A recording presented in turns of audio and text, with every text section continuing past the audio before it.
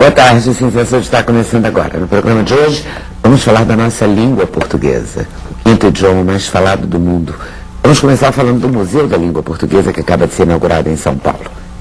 Jarbas Mantovanini cuidou de todo o conteúdo do museu e vai conversar com a gente sobre ele. Amar o país é também ter amor pelo seu idioma. Mas volta e meia surgem modas que deixam a língua mais pobre. Quem ainda não ouviu frases como vou estar enviando, vou estar passando, vou estar fazendo? É a língua do telemarketing. O diretor da Associação Brasileira de Telemarketing, Jarbas Nogueira, vai falar da campanha que pretende acabar com o gerundismo em serviços de atendimento ao consumidor. Mas o gerúndio tem lá o seu lugar na nossa língua. O professor Sérgio Nogueira Duarte vai falar do uso correto do gerúndio no dia a dia e também de outros modismos perigosos. A internet também inventou uma nova maneira de escrever o português, o internetês. Os jovens caíram de paixão por essa linguagem e até filmes já ganharam legendas em internetês. O linguista Círio Pocente vai explicar até que ponto esse internetês pode atrapalhar ou não o nosso português. Ele surge lá no executivo do França. E o povo entra muito bonito, né? E aí todo mundo usa. Internetês. Ele vai enriquecer ou vai empobrecer?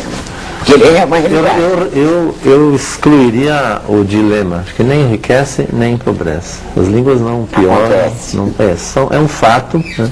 É um fato que é interessante tentar entender, porque tem vários aspectos, como qualquer outro fato, né? O gerundismo também tem vários aspectos. Mas eu reduziria a questão do internetês a duas ou três coisas, para dizer que as outras coisas que têm sido ditas sobre o internetês, a meu ver, são equívocos ou misturam questões de um nível com questões de outro. Então, o internetês é uma grafia. É um modo de grafar palavras.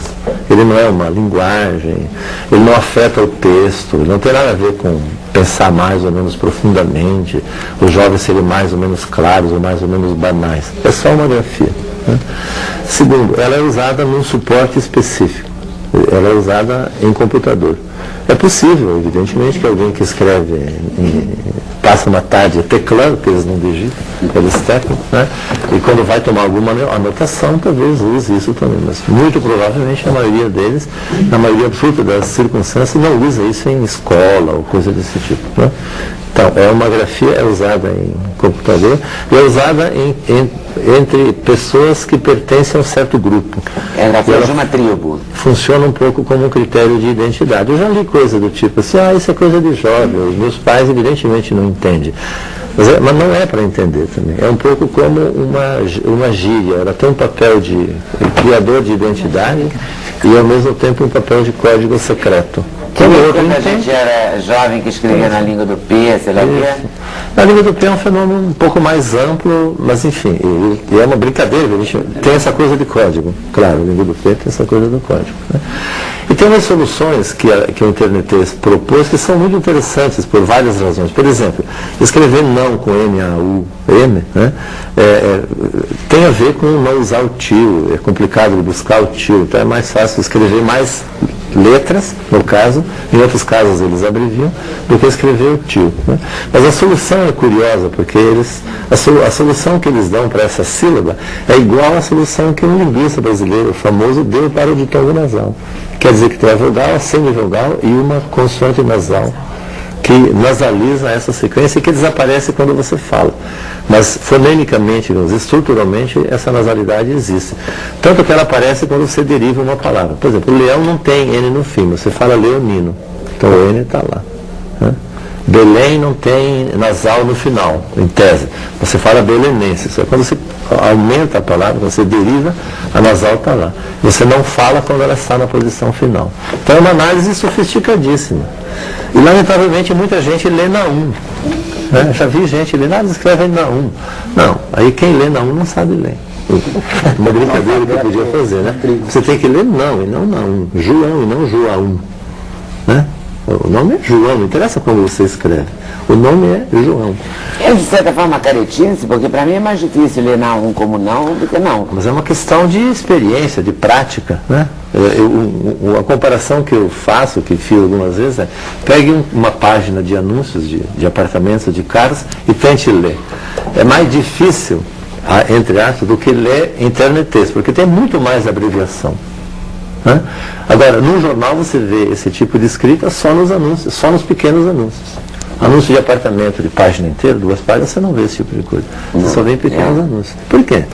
Porque você paga por centimetragem. Então, não tem sentido você escrever vendo o apartamento. Então, vendemos apartamento. VDAP. Estamos vendendo apartamento. Acho que é só uma grafia e apresenta análises interessantes. Por exemplo, quando escreve cabeça com as consoantes, isso coincide com as escritas silábicas, que as escritas silábicas usam consoantes. As escritas silábicas que existem no mundo, que existem, usam as consoantes e não escrevem as vogais.